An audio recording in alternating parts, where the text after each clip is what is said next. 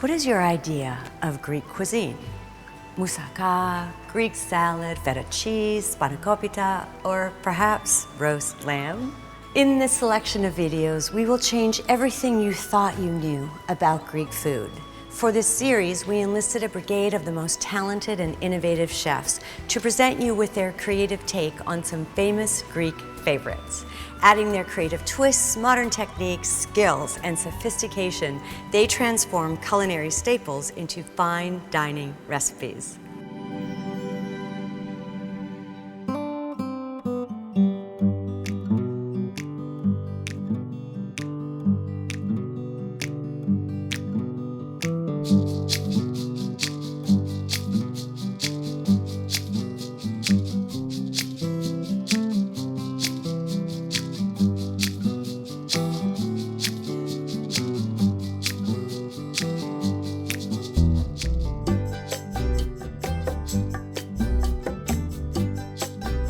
Το μαγικό με τις ελληνικές συνταγές είναι ότι μπορούμε να φτιάξουμε με λίγα υλικά, αλλά ποιοτικά, πραγματικά αξιοθαύμαστα πιάτα. Η ελληνική διατροφή έχει ως βάση τα λαχανικά, τα όσπρια, τα φρούτα, τα χόρτα. Μετά προχωράμε στο σιτάρι, στο ψωμί, στο ελαιόλαδο εννοείται και τελευταίο είναι το κρέας. Μέσα βέβαια σε αυτή την πυραμίδα, ας πούμε, κυρίαρχο ρόλο παίζουν και τα τυριά στην ελληνική κουζίνα και τη διατροφή. Γι' αυτό και διάλεξα σήμερα το ανεβατό από τα Γρεβενά, ένα πιστοποιημένο προϊόν, το οποίο θα το επεξεργαστώ ώστε να έχουμε ένα αποτέλεσμα που μπορεί να είναι και αλμυρό και γλυκό.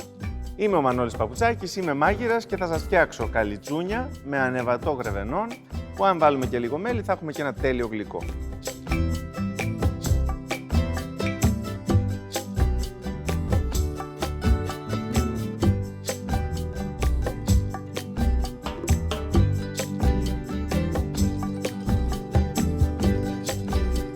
Παίρνουμε μία μπασίνα, βάζουμε το αλεύρι, το περνάμε λίγο να αφρατεύσει, προσθέτουμε αλάτι, προχωράμε με το ελαιόλαδο και συνεχίζουμε με το τσίπουρο. Το τσίπουρο θα το κάνει λίγο πιο τραγανό το ζυμάρι, γι' αυτό και το χρησιμοποιώ.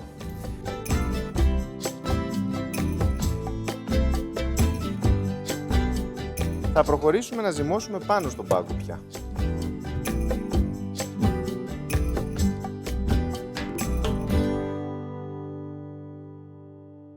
Τώρα βλέπουμε ότι έχει ομοιόμορφη πια σύσταση το ζυμάρι μας, επομένως θα το ξεκουράσουμε. Το βάζουμε μέσα σε ένα δοχείο και το σκεπάζουμε με μια πετσέτα και περιμένουμε κάνα τέταρτο με μισή ώρα, δεν θέλει πάρα πολύ αυτό το ζυμάρι. Ας ξεκινήσουμε να φτιάχνουμε τη γέμισή μας. Προσθέτουμε λοιπόν το τυράκι μας, παίρνουμε δυόσμο, πιπέρι για λίγη σπιρτάδα και ανακατεύουμε.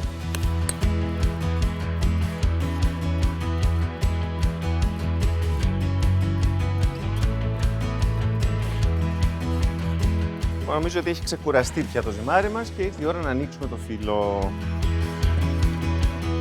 Και τώρα θα χωρίσουμε το φύλλο μας σε μικρότερα κομμάτια, ας πούμε 4. Δείτε μέσα τη δομή του.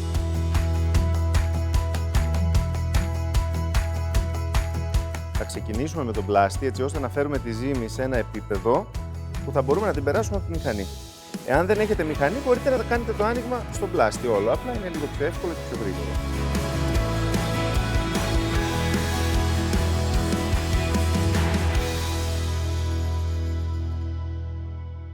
Δείτε εδώ φύλλο. Τέλεια. Λοιπόν, έχουμε και το δεύτερο φύλλο έτοιμο. Πάντα αλευρώνουμε καλά καθώς διπλώνουμε για να μην μας κολλήσει. Παίρνουμε ένα μέρος από ανεβατό και το τοποθετούμε στη μέση. Ανεβατό Γρεβενών, ένα τυρί που πήρε την επίσημη πιστοποίησή του το 1996 ή αλλιώς λέγεται και τουλουμίσιο. Επειδή οι βοσκοί έριχναν την πιτιά, έφευγαν και γύριζαν πίσω, το βρίσκανε να έχει ανέβει απάνω στην καζάνα, επομένως από εκεί και το όνομα ανεβατό ή τουλουμίσιο, γιατί το βάζανε και μέσα σε δέρματα ζώων να οριμάσει. Πώς τα κλείνουμε? Πιέζουμε από πάνω και έτσι κολλάμε τα δύο φύλλα μεταξύ τους. και παίρνουμε τη ρόδα μας και κόβουμε αφήνοντας περιθώριο έτσι ώστε να μην βρούμε γέμιση. Και τώρα αφαιρούμε το ζυμάρι που έχει μείνει. Πάμε τώρα σιγά σιγά να τηγανίσουμε. Έχουμε ζεστάνει καλά το τηγάνι μας. Προσθέτουμε το ελαιόλαδο και ξεκινάμε το τηγάνισμα.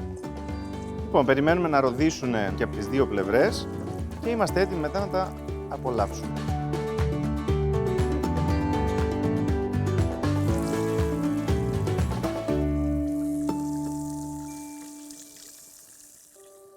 Λοιπόν, πάμε να στήσουμε σιγά σιγά.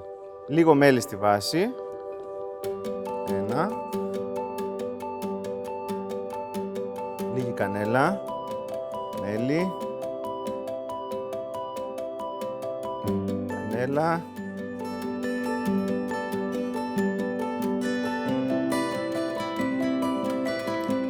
Και εδώ έχω αυτά τα υπέροχα αρωματικά τριανταφυλλάκια.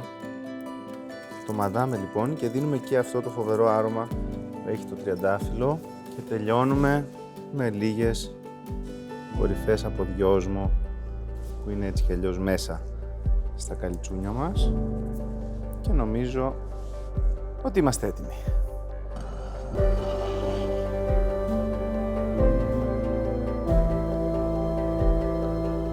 Δεν μπορώ να φανταστώ κανένα άλλο ποτό για να συνοδεύσω τα κρητικά καλιτσούνια παρά μόνο την τσικουδιά. Από την Κρήτη βέβαια.